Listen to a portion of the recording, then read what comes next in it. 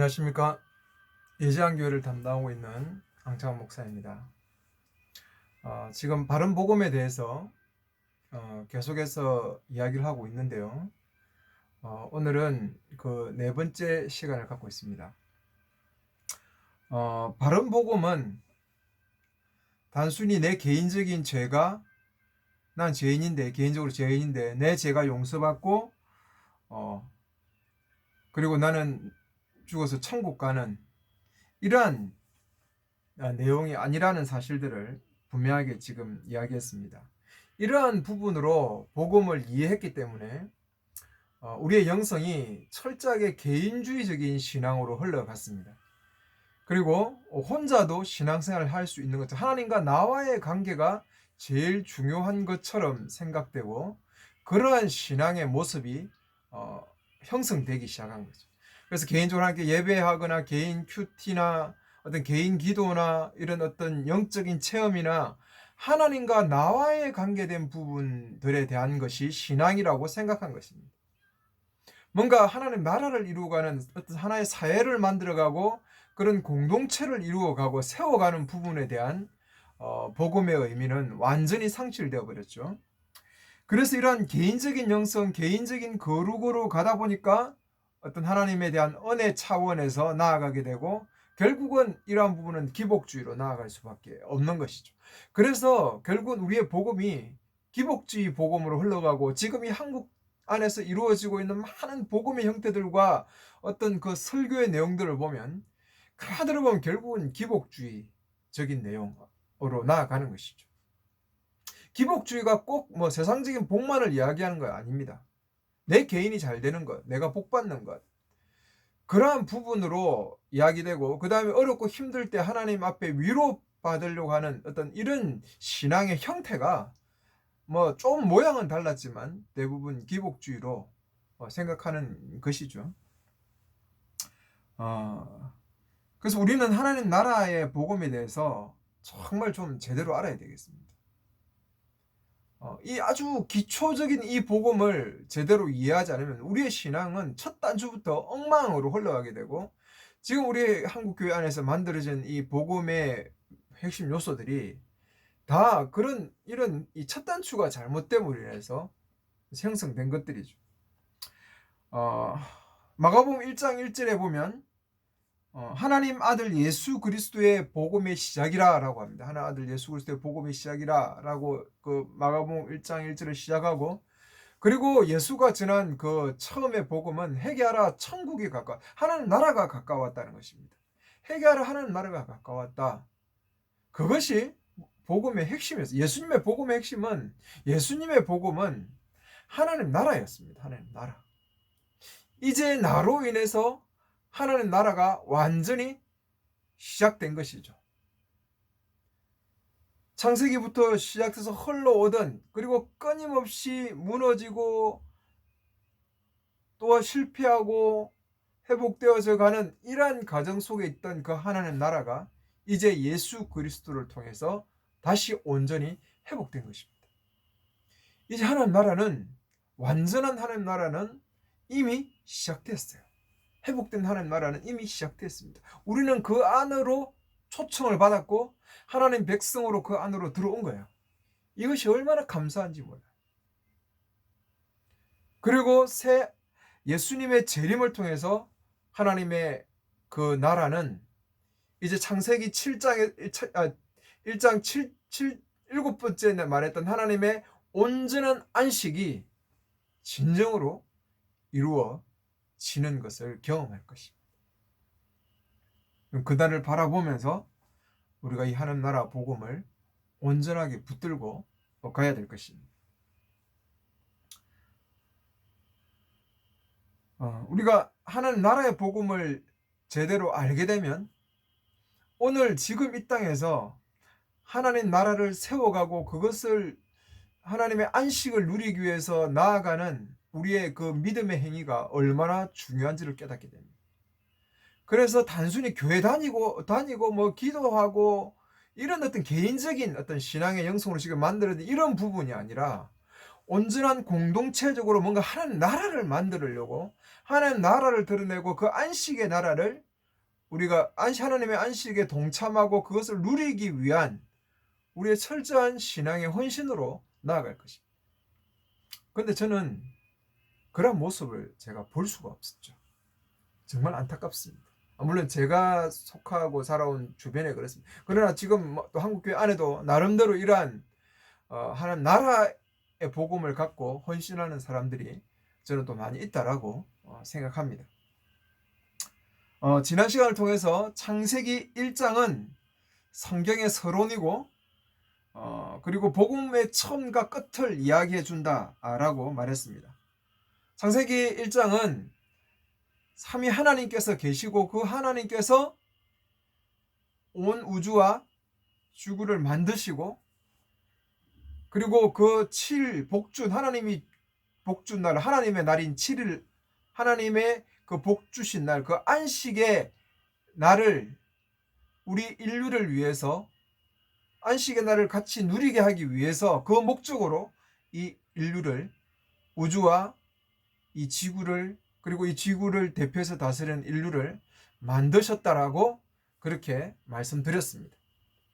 그래서 처음에 이 혼돈한 지구 속에서 서서히 형태를 갖추어 가면서 우리 인간이 살 수 있는 이 지구와 우주를 이 지구를 다스릴 수 있는 그 다스린다는 뜻이 하나님의 형상을 따라라는 그 하나님의 형상이 바로 우리가 다스린다는 의미죠. 권세를 받아서 이 다스릴 수 있는 인류를 하나님께서 만드신 이유는 바로 제7일인 그 하나님의 안식으로 나아가기 위한 것이다 라는 것이 창세기 1장이고 이것이 복음의 전체의 모습이죠. 그리고 이제 그래서 우리가 뭐 24시간이 이 날이 24시간이다 뭐 과학적으로 뭐 이 하나의 텀이 무슨 뭐 중생대 고생 뭐 우리 지구과학 시간에 배웠던 뭐 이런 단계의 어떤 뭐 그런 날이다라고 뭐 이런저런 이야기를 하는데 저는 그것이 별로 중요하지 않다고 생각합니다. 이 계시가 우리에게 이야기해 주셨던 것은 24시의 날이 중요한 게 아니라 그 날의 의미가 중요한 게 아니라 이 창세기가 무엇을 향해서 가고 있는지 하나님께서 왜 우리를 만드셨는지 그 목적을 분명하게 보여주기 위한 의도가 창세기 1장 1절이다라는 사실을 이야기하고 싶은 겁니다. 그리고 그 2장에 들어오면서 그 초기의 모습 이 땅이 하나님 나라를 통해 하나님 나라의 모습으로 하나님의 안식에 참여하기 위한 그 첫 번째 모습이 에덴 동산이었다는 것이죠.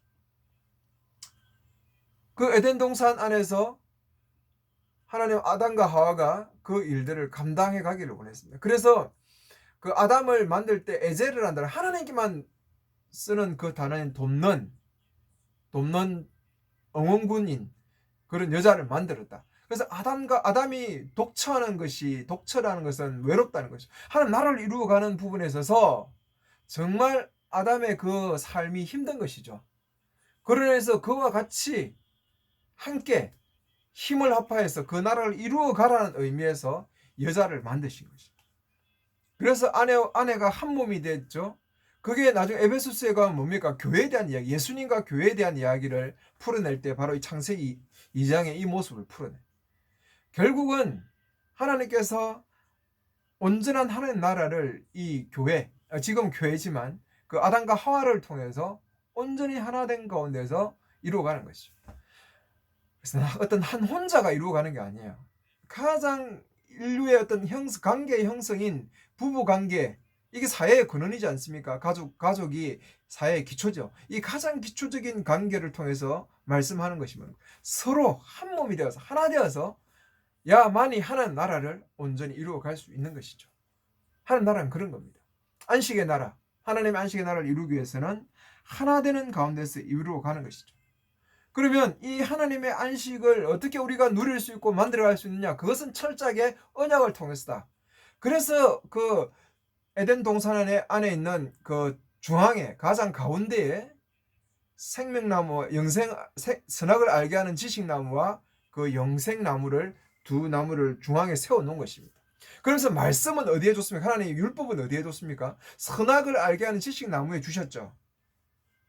그 말이 무엇입니까? 하나님의 말씀대로 살면 하나님이 선하다 악하다는 그 하나님의 그 지배 속에서 살면 영생을 주어진다. 하나님의 안식에 나아가게 그 안식을 누리게 한다는 것이죠.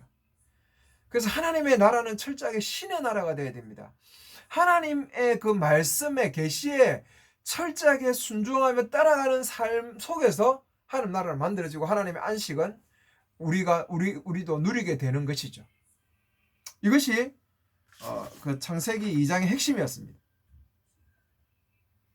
하나님의 말씀이 중심이 되는 나라.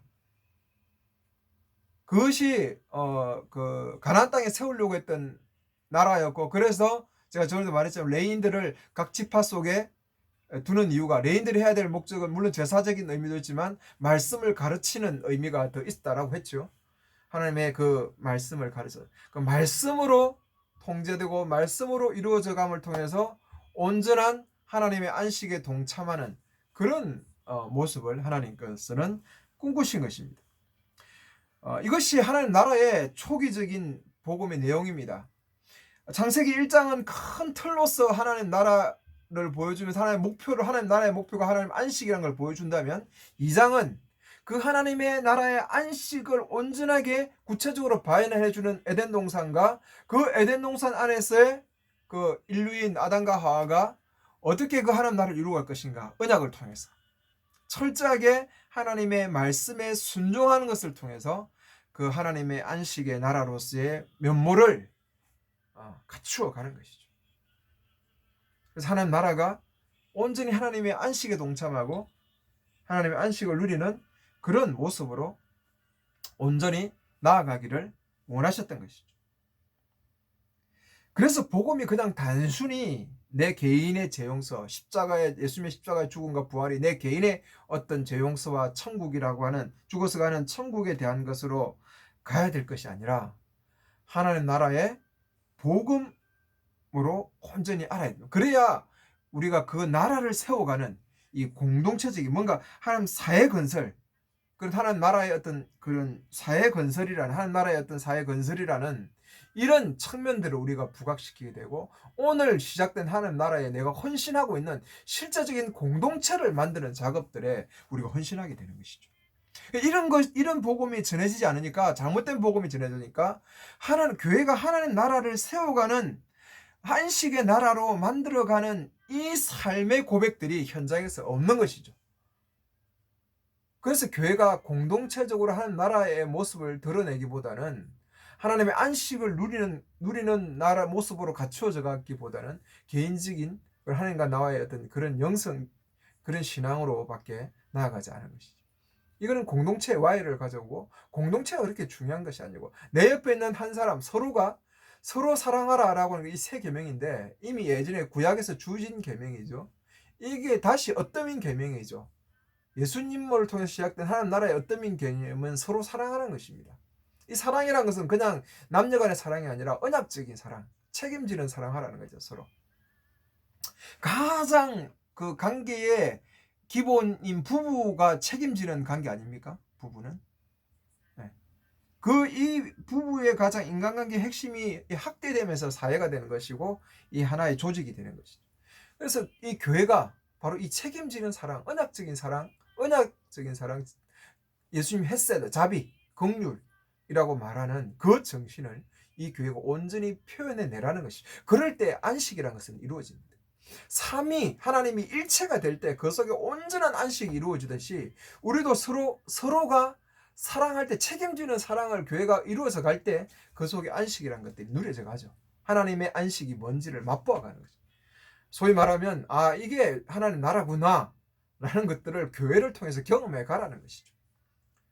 근데 우리가 경험합니까? 많은 사람들이 죽어서 가는 천국, 들어가면 뭐 잘 살고 이 땅에서 잘 헌신하면 천국 가서 금아파트 얻고, 또 잘 못생기면 지푸라기 아파트 얻고, 천국이 완전히 이 땅하고 똑같아요.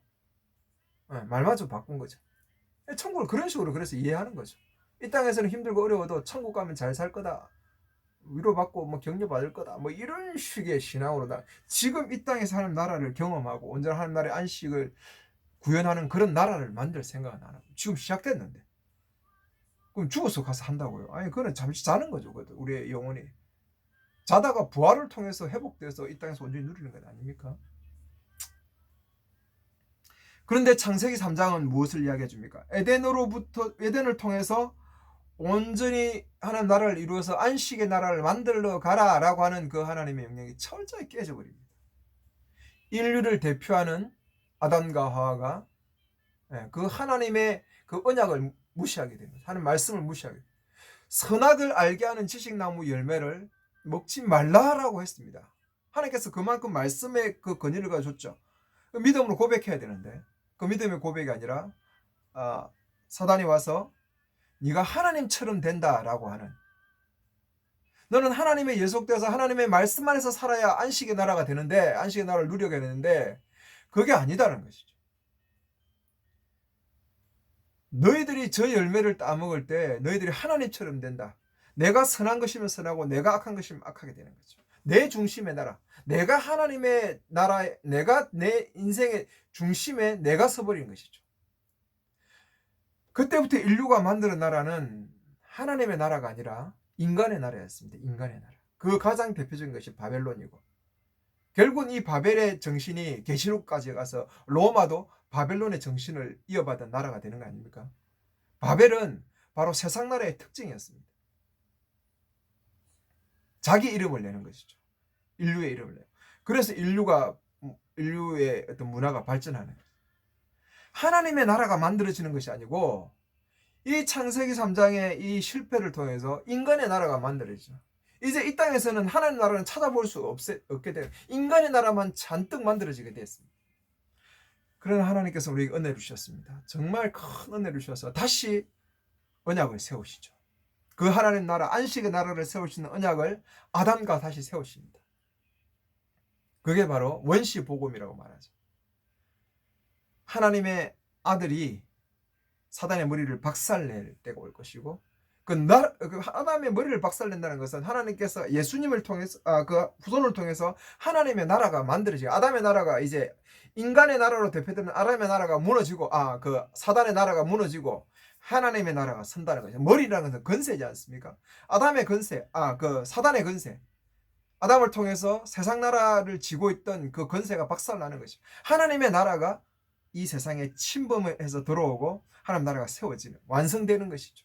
예수님을 통해, 그 후손을 통해서. 그러니까 아담과 하와가 그것에 대한 다시 한번 믿음으로 고백하는 게 뭡니까? 가인을 얻었을 때 이름을 가인이라 짓고 하나님으로 말미암아 내가 득남했다는 것이죠. 이제 그들이 후손을 바라볼 때 어떤 마음을 갖고 후손을 대하겠습니까? 이놈이, 죄송합니다, 이 녀석이 그 사단의 나라를 박살내줘서 하나님 나라를 세워갈 존재구나. 다시 하나님 나라를 회복할 존재구나.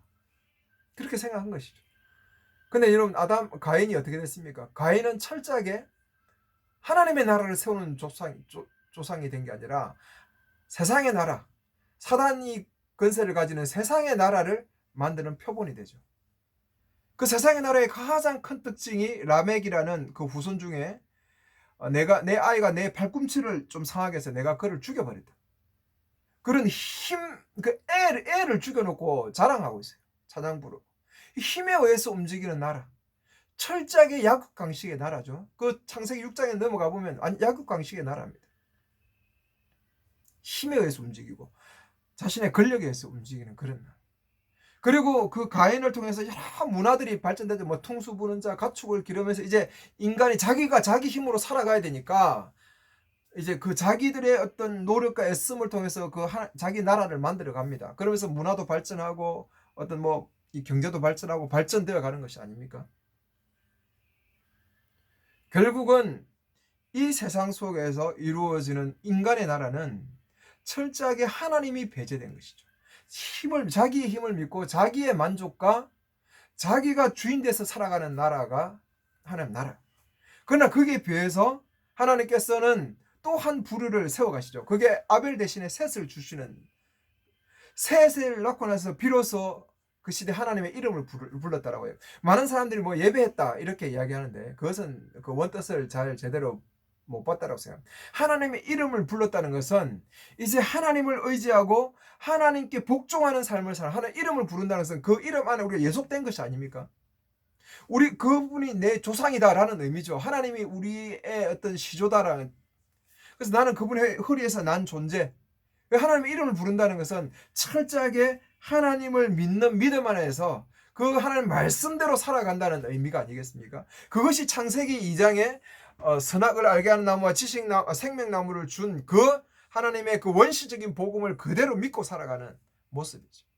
그래서 이 후손들이 철저하게 후손 하나하나를 죽고 태어날 때마다 이 후손들에게 정말 중요한 것을 물려주는 거죠. 그 물려주는 게 뭡니까?